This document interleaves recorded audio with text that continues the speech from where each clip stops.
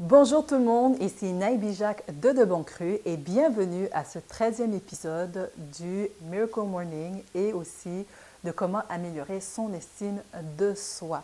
Alors dans la vidéo précédente, j'ai parlé de l'action ou plutôt le manque d'action et surtout le fait de tout remettre au lendemain, c'est-à-dire la procrastination. Et j'ai donné quelques raisons qui pourraient expliquer pourquoi on remet au lendemain.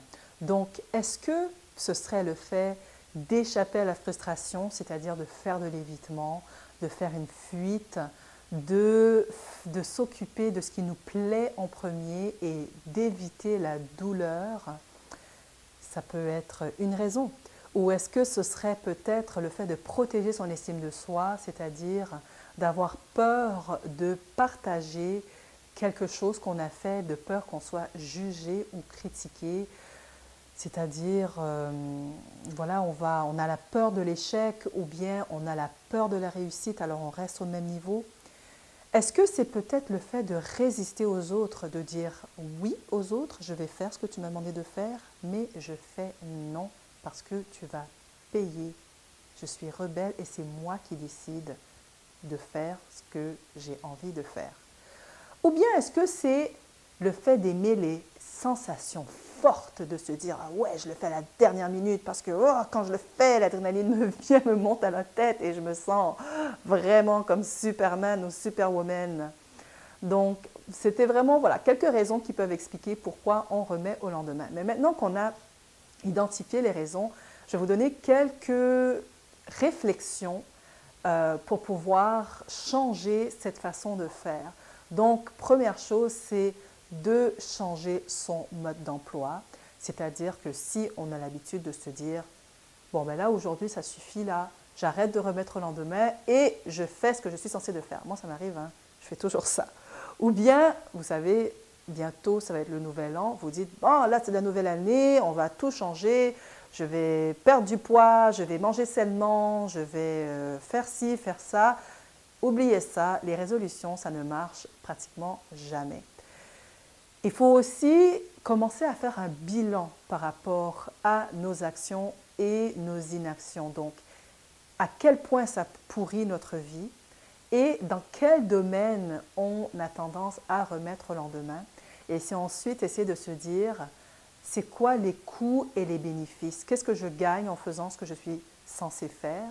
Et qu'est-ce que je perds? C'est quoi l'impact, les conséquences qui m'arrivent si je ne le fais pas? Donc, ce sont vraiment quelques petits exemples que je peux vous donner.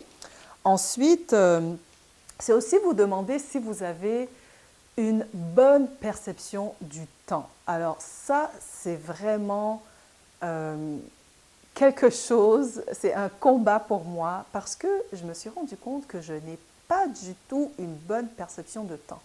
Alors, il m'arrive de dire, eh bien ça prend juste 2 minutes à faire ou ça va me prendre 15 minutes. Et là, tout d'un coup, je le fais, mais ça ne prend pas 15 minutes, ça prend le double, le triple, le quadruple du temps. Et j'arrive en retard, je n'ai pas réussi à faire le truc, et puis là, après ça, tout est décalé par la suite. Donc, peut-être ce qu'on peut faire, c'est essayer de calculer, je fais telle tâche, combien de temps ça me prend, on note. Je fais mon petit déjeuner, combien de temps ça me prend, on le note réellement. Parce que parfois, on s'imagine des choses, on n'est pas vraiment connecté avec la réalité et ça a l'air que dans notre tête, l'espace-temps n'est pas au même rythme que notre rythme corporel. Donc ça, c'est vraiment, je vous dirais, un problème que je combats encore aujourd'hui. Et après, une fois qu'on a réussi à faire ça, je vais vous donner encore d'autres outils pour pouvoir passer à la prochaine action.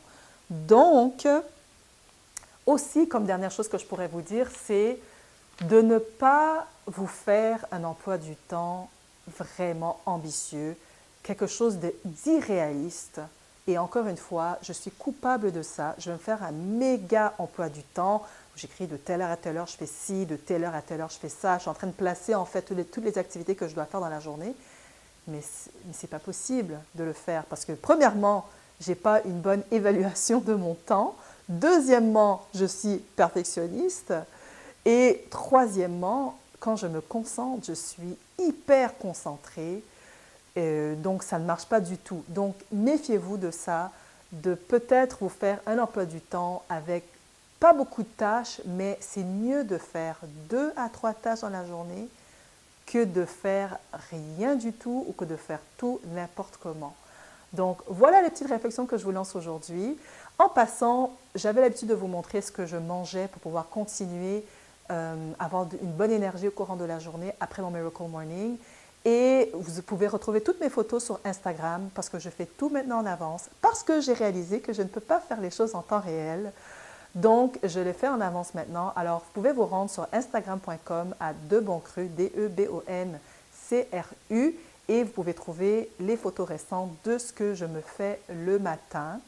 Et pour ce qui est du résumé de comment je me sens, parce que je ne vous en ai pas encore parlé, je vous dirais que j'ai commencé tranquillement à faire mon Miracle Morning, mais je ne le fais pas comme au début où est-ce que je passais 1 heure ou 1 heure et demie de temps à le faire. J'y passe rapidement parce que j'ai juste besoin de le faire, de me remettre dans le bain. Et peut-être après, je vais être capable de vraiment me concentrer sur chaque petite partie. Donc, voilà ce qui est pour comment ça se passe, comment moi je me sens. Et donc, on se revoit pour la prochaine vidéo. Merci beaucoup. Bye bye.